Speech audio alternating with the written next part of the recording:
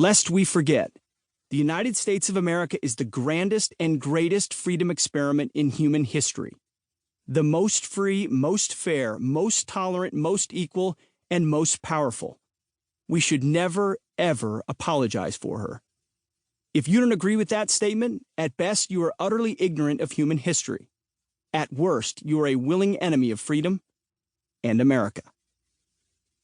The left's 2016 calamity is our opportunity, and therefore requires urgent, radical steps to win in 2020 and engrave that victory on the soul of America. As we embark on this noblest of causes, remember the plan the left has for you: utter annihilation. And prepare yourself to lock shields with fellow Americans in the defense of our simple and sacred shared objective: freedom. Let's begin. And let's get personal. Millions of patriots, including you and me, love the founding ideals of America. But there are hordes of people within our borders, remember those, who don't share our allegiance. And their ignorance and ideologies threaten America's very survival. As such, we are two Americas, a house divided. Two Americans, two Americas. To begin our journey, it is necessary to demarcate the bitter divisions between America and the left. To illustrate this, consider the lives and views of two immigrants from distant war-torn lands, Samara Omar and Somali Omar. Having previously fled the tyranny of Saddam, Samara Omar, along with his brother Bakr and father Mr. Assad, returned to Iraq in 2003 to rebuild their life and fight al-Qaeda. I had the honor to fight alongside them in the battered city of Samara in 2006. A decade later, Bakr and Omar earned the opportunity to immigrate legally to the United States and are now assimilated in the suburbs of Houston, Texas. Hereafter, I'll call my friend Texas Omar. Somali Omar is a member of the United States Congress.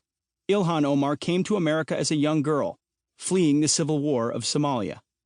Following 4 years in a refugee camp in Kenya, she was granted asylum in the United States, eventually settling in Minneapolis, Minnesota. She graduated from high school there, attended college in North Dakota, and secured a prestigious policy fellowship at the University of Minnesota. A few years later, the people of Minnesota elected her to the State House, then to Congress. Yet despite all that privilege, referring to her as Somali Omar still fits best.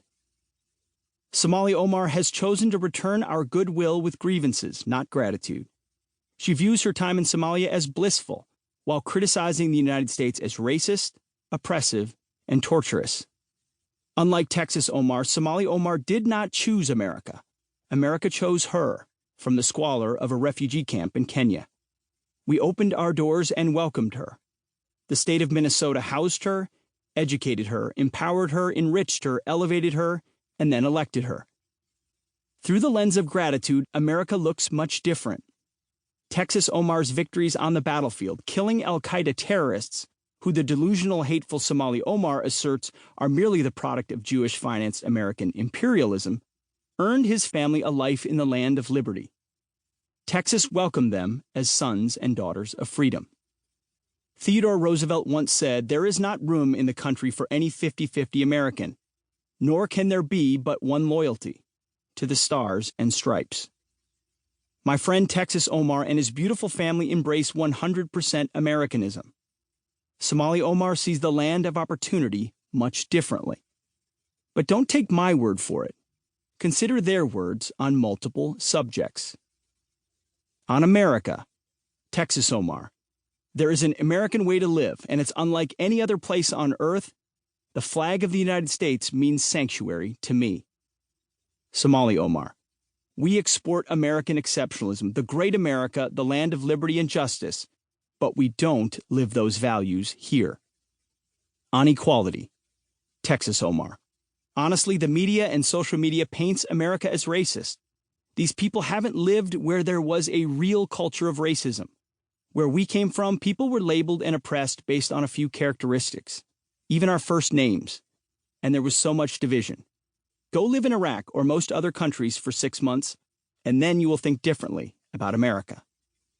Somali Omar, I grew up in an extremely unjust society, and the only thing that made my family excited about coming to the United States